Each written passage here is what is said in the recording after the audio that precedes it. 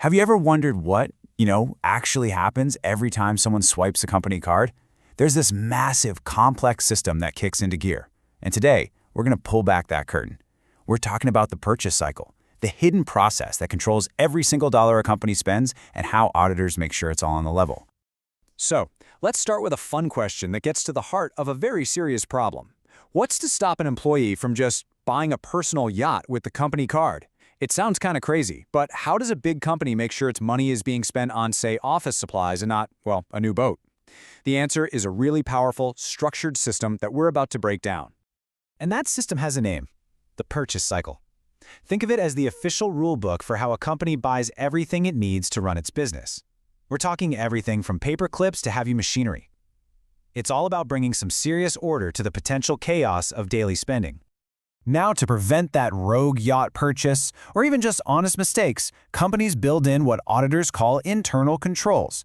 You can think of them as safeguards, or a series of checkpoints, and there are 5 absolutely crucial ones that you really need to understand.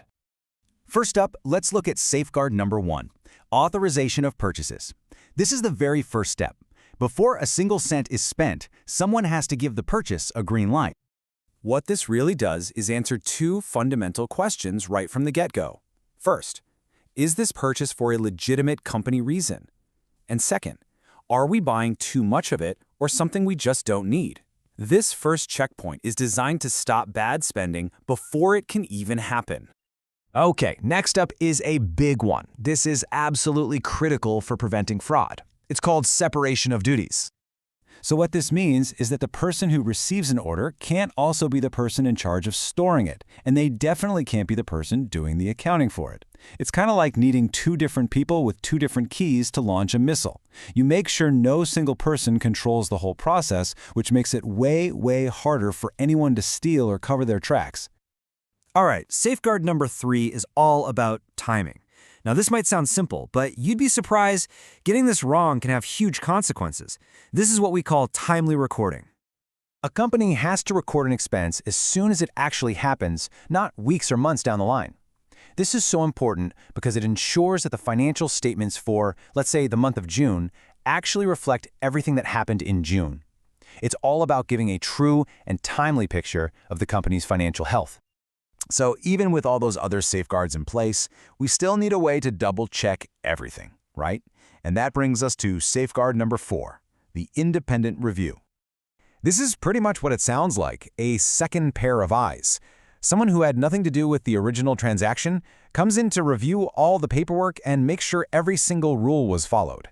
It's a super powerful way to catch human errors or procedural slip-ups that the people involved might have missed.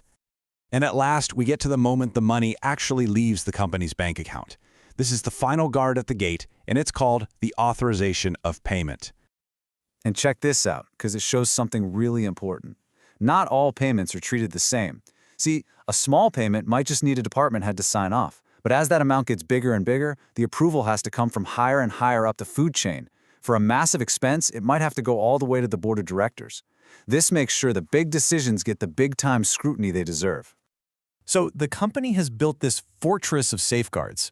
It looks great on paper, but how do investors, or banks, or even you, know that these controls are actually working? Well, that's where the auditors come in. See, an auditor's job is to be the ultimate skeptic. They don't just take the company's word for it, no way. They come in from the outside to test the whole system and verify that the final numbers you see on the financial statements are fair and accurate. And they don't just wing it, they use a very methodical approach. For example, when they're looking at what a company owes its suppliers, which in accounting is called accounts payable, auditors have this essential checklist to test every single detail. Here are the 8 main objectives they're testing for. Now, I know it looks like a lot of jargon, but they all work together to build a complete picture. Let's just zoom in on a couple of the most interesting ones to see how this whole investigation really works. Let's start with 2 ideas that sound really similar but are actually worlds apart: existence and completeness. Existence asks the question, are the debts listed on the books actually real? This is a test to make sure there are no phantom invoices or fake payments. But then completeness asks the exact opposite. Are all the debts the company actually owes on this list? This is where an auditor hunts for hidden liabilities the company might be trying to, forget about. You have to test for both to get the true story. And this visual perfectly illustrates another key test, the cutoff. Remember that safeguard about timely recording? Well, the cutoff test is how auditors verify it. They look at transactions right around the end of the year. An expense from December 30th absolutely has to be recorded in that year's books. One from January 2nd has to be in the next year. Getting this simple thing wrong can illegally inflate profits or hide losses. It's a huge deal.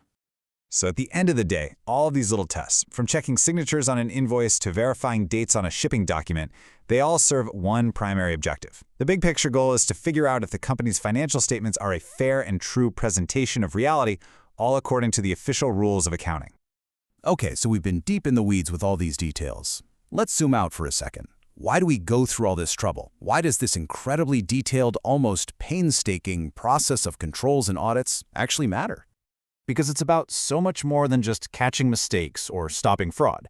This entire system, from that very first purchase request to the final auditor's report, it is the bedrock of trust in our entire financial world.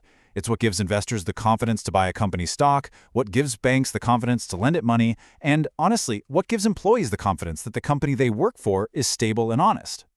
And that kind of leaves us with a final thought to chew on. We've just walked through the incredible, detailed framework it takes to manage and verify something as simple as buying supplies. So if this is what it takes for just one purchase, it really makes you wonder, what other complex, invisible systems are working all around us every single day that we just completely take for granted?